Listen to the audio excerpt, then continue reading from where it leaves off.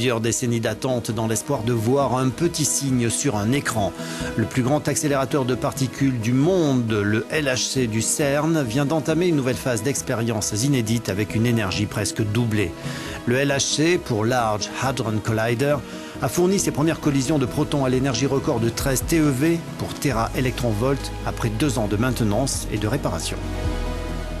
Je crois que nous sommes en train de vivre un moment fantastique pour la physique, un grand moment, une collision à 13 TeV. Les rayons sont stables maintenant, le LHC est de retour.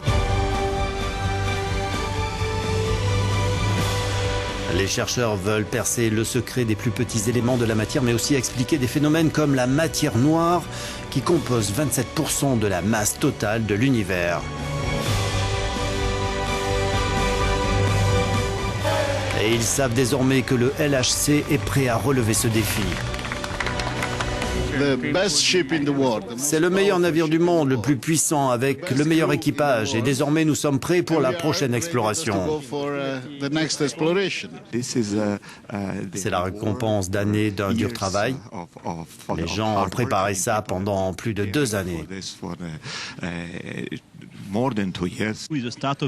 C'est le début d'une nouvelle aventure. Je suis très heureux parce qu'après plus de 24 mois d'une longue fermeture, d'essais de puissance, de commandes de faisceaux, nous sommes au rendez-vous et nous sommes de retour.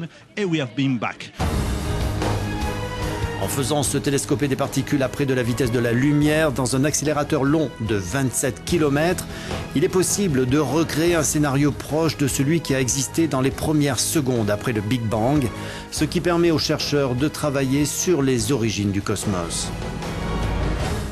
Début 2013, l'accélérateur avait été arrêté pour pouvoir travailler à une énergie nettement supérieure.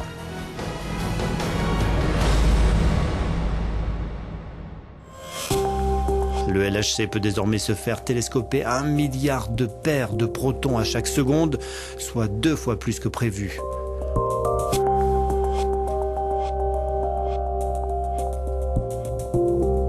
En 2012, il avait mis en évidence le boson de Higgs. Une découverte qui avait permis aux professeurs Peter Higgs et François Englert de recevoir des prix Nobel. C'est aussi un point de départ important parce que ce surplus d'énergie va nous permettre de travailler sur des questions encore non résolues de la physique des particules.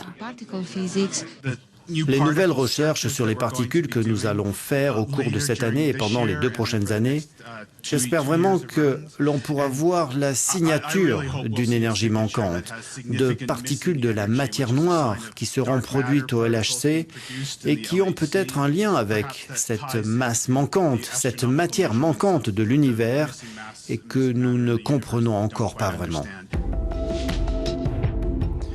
Il faudra encore plusieurs années de relevés d'expérience pour comprendre les mystères de notre univers.